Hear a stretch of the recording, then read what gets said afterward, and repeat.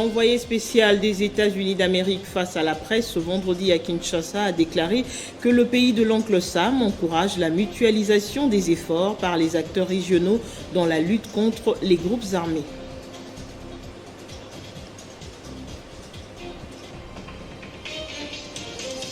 Cérémonie d'hommage aux victimes du dernier massacre de Djougou ce vendredi.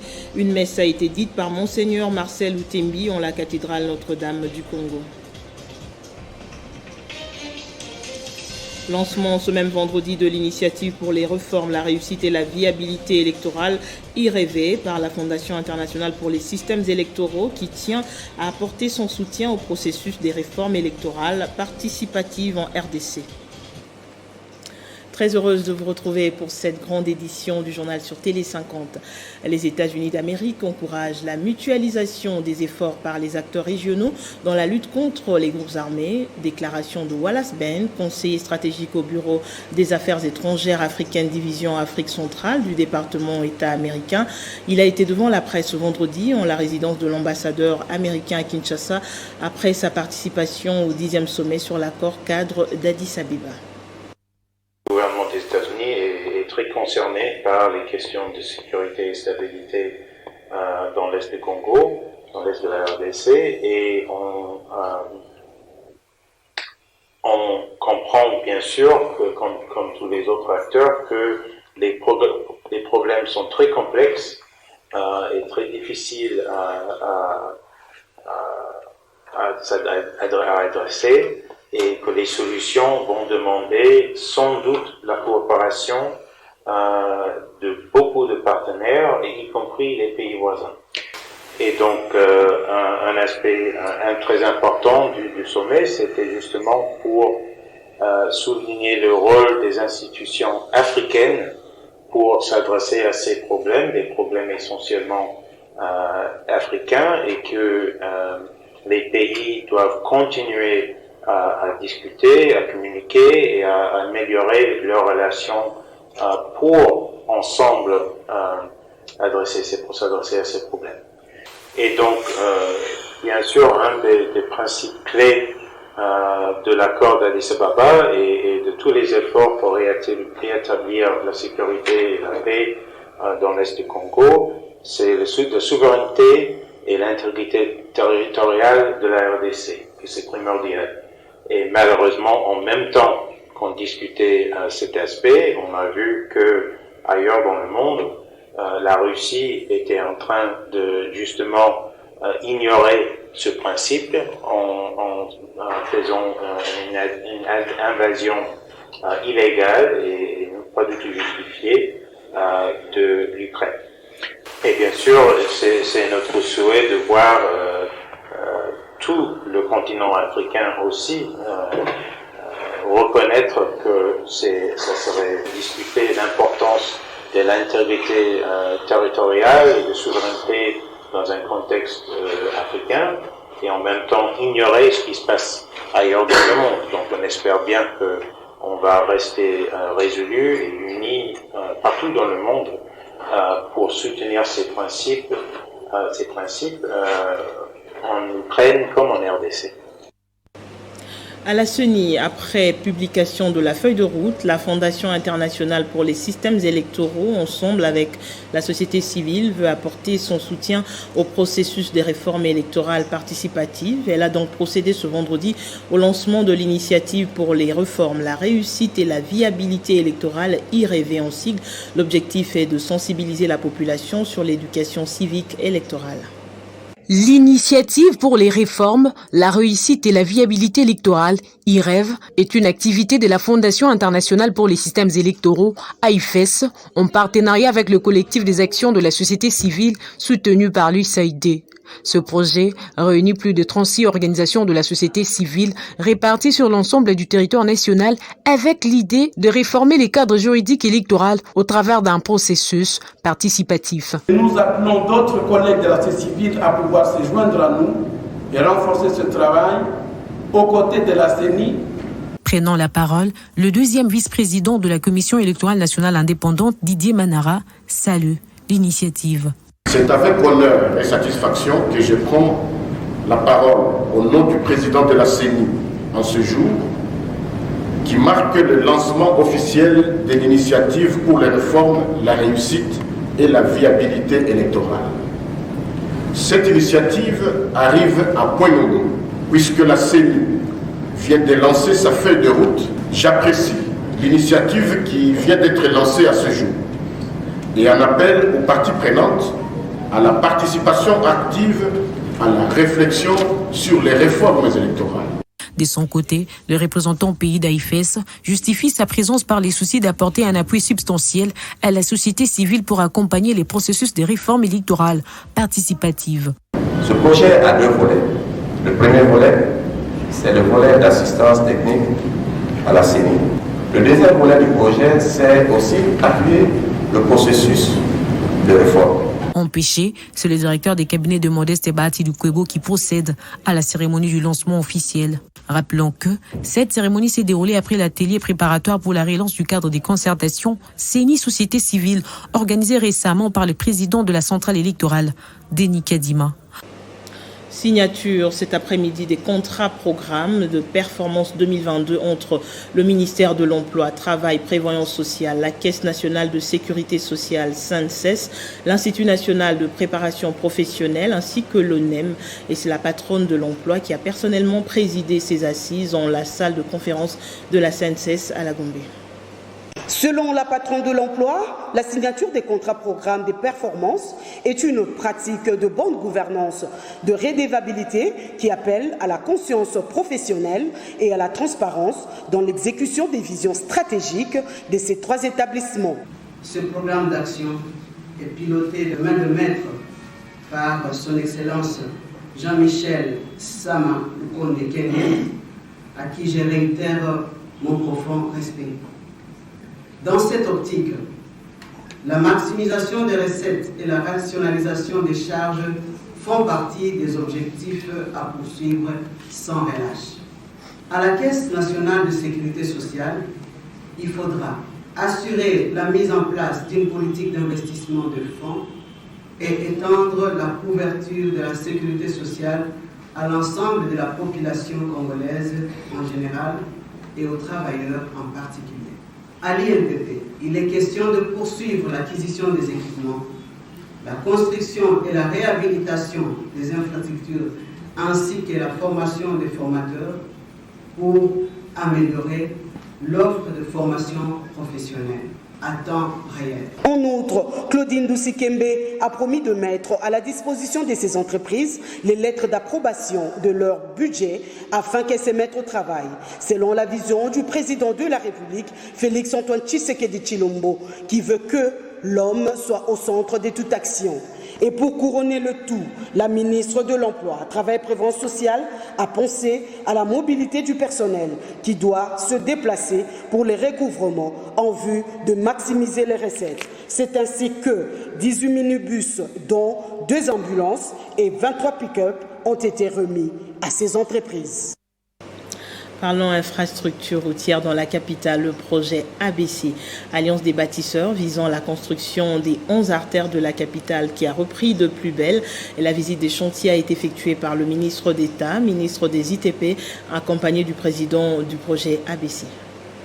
C'est pour marquer la reprise des travaux de réhabilitation et construction de ces routes de la capitale que la descente sur terrain du ministre d'État, ministre des ITP a eu lieu, accompagné d'une forte délégation constituée entre autres du directeur général de l'OVD et de la structure ABC, Alliance des bâtisseurs du Congo, représentée par son président Cédric Lombo-Kibal. Financés à hauteur de 13,4 milliards de dollars américains, ces travaux vont engager 11 artères de la capitale Kinshasa. Il faudrait d'abord savoir que le projet ABC est un projet qui est né de la vision du chef de l'État, de vouloir soutenir et encourager l'entrepreneuriat congolais.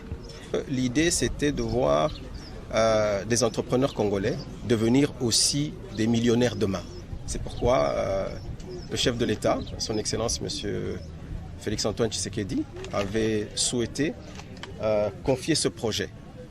Et ce projet, c'est un projet d'à peu près de construction de la voirie de Kinshasa de 13,4 km pour un coût total d'à peu près 20 millions de dollars.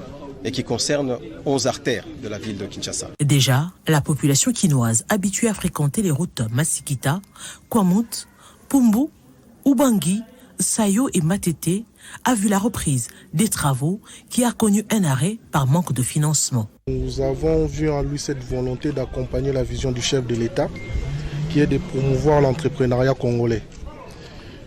L'autorité a tout dit.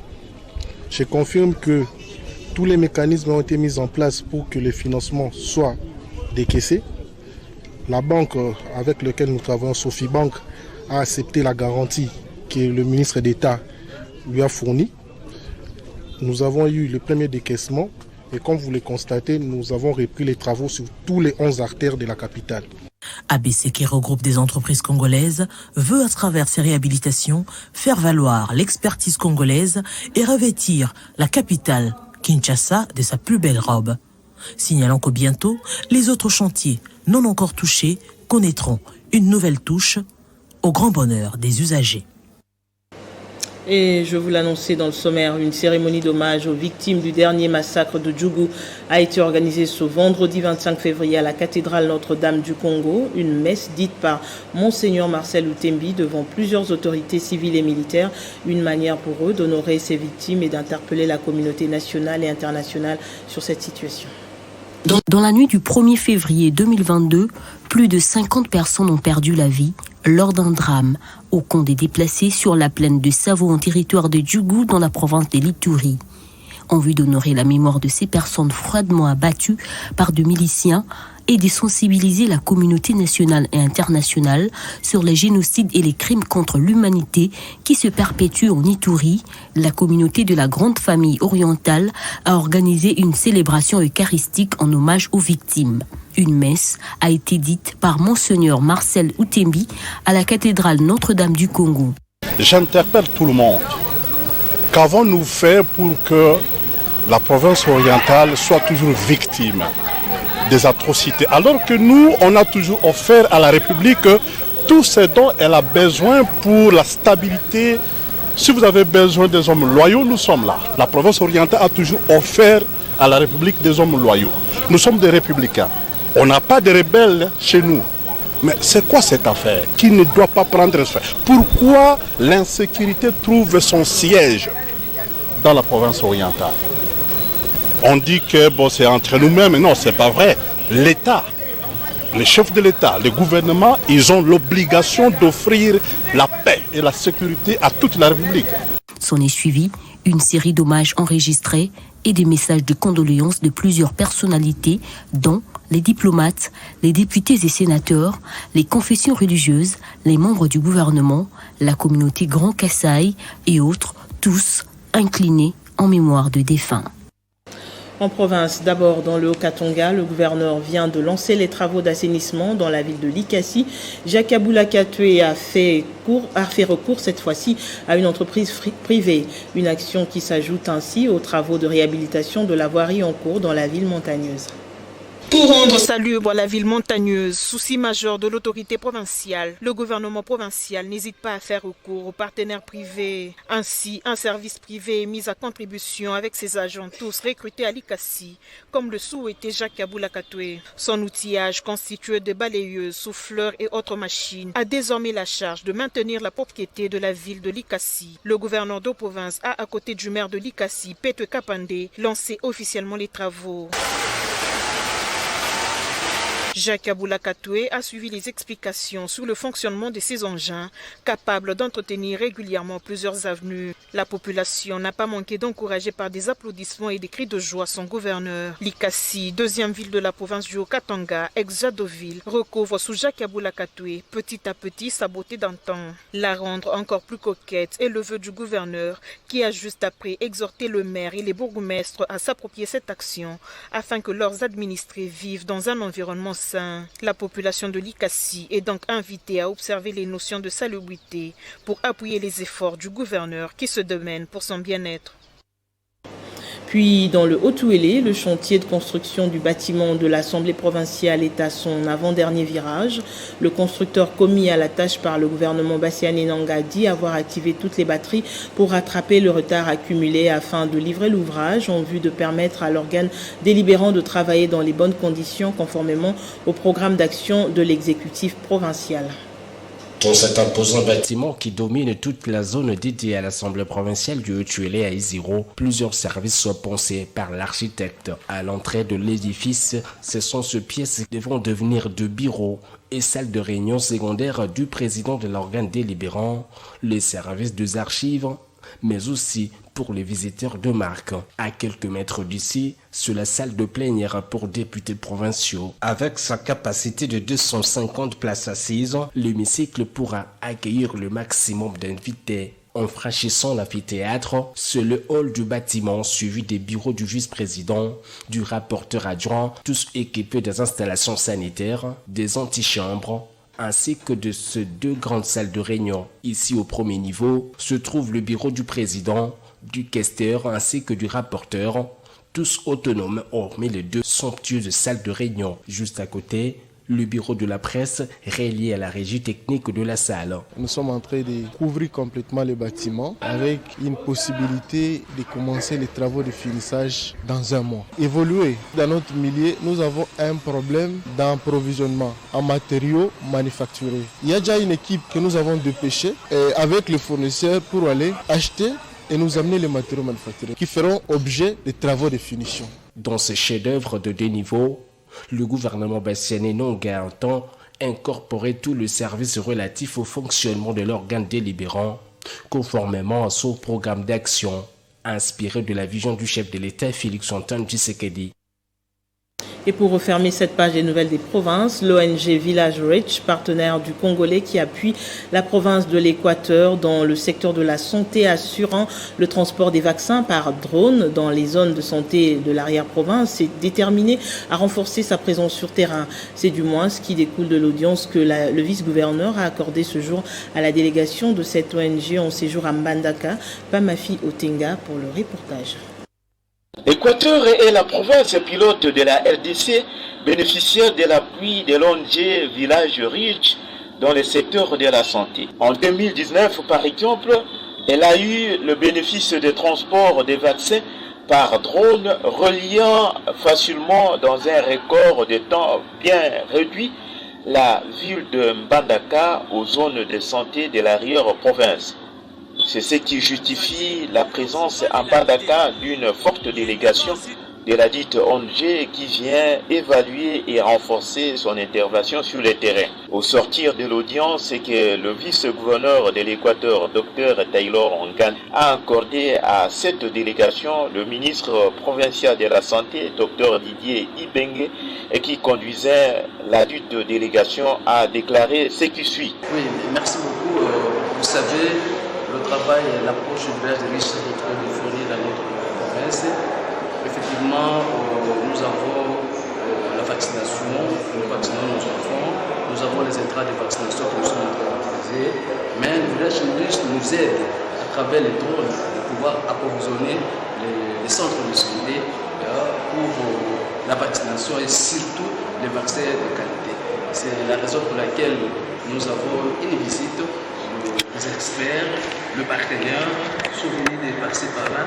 Nous avons les partenaires qui sont venus de l'Afrique du Sud, ceux qui sont venus des États-Unis sont venus nous voir pour voir comment nous sommes en train de bénéficier de cette approche village riche dans notre province.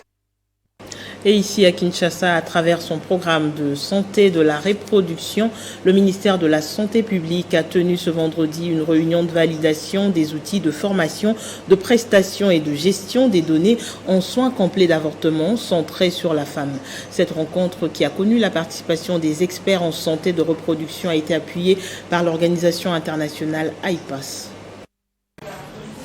À la suite de l'adoption des outils produits en soins complets d'avortement centrés sur la femme, autour de cette table, le ministère de la Santé, à travers son programme national de santé de la reproduction, a réuni d'autres experts non impliqués précédemment pour une lecture extérieure, puis validation.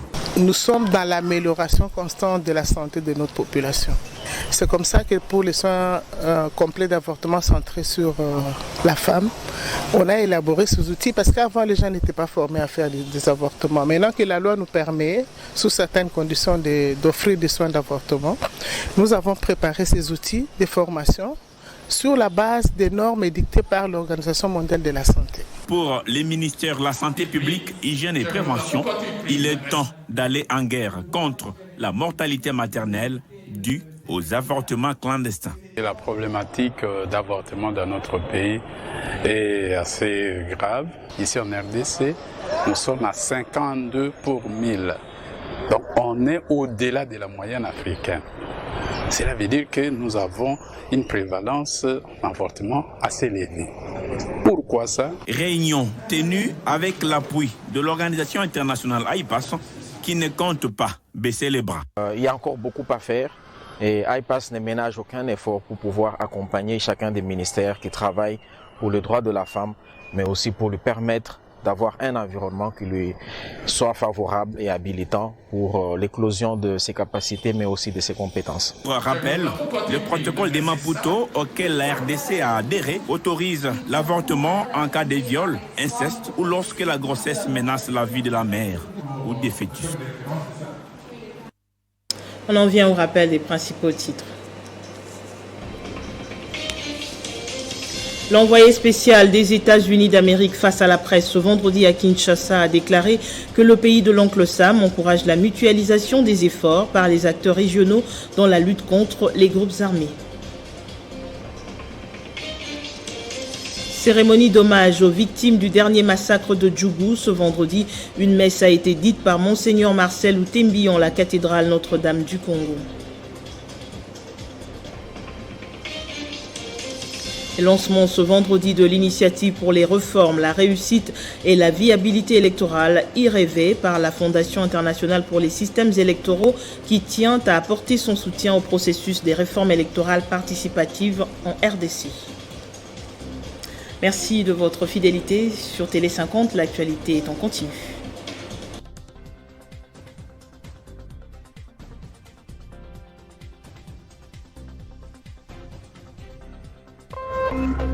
Téléchargez les infos Télé 50 sur www.tele50.cd.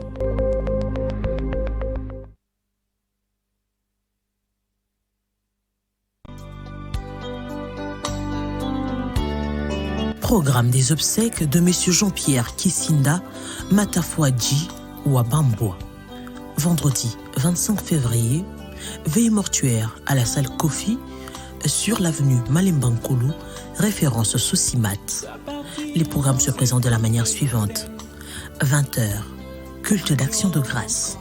21h30, dépôt des gerbes de fleurs. 22h juste, témoignage. 22h25, mot de la famille. Et puis, 22h30, agrémentation musicale. Samedi 26 février, recueillement à la morgue de la clinique Ngaliema de 8h30 à 9h juste, arrivée à la morgue et mise en place. 9h15, prière d'ouverture. 9h20, exhortation et prière pour la famille. De 9h35 à 9h55, dépôt des gerbes de fleurs restreint aux membres des familles. De 9h55 à 10h, mot de la famille.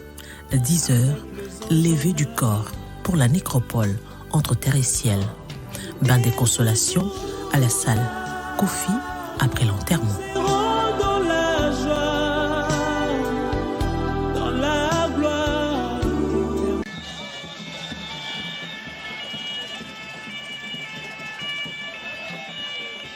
À l'aéroport international de Njili, membres des familles et connaissances, associations du quartier Kanlouka, sont venus accompagner le député national Samuel Mbemba Kabouya dans ces épreuves difficiles.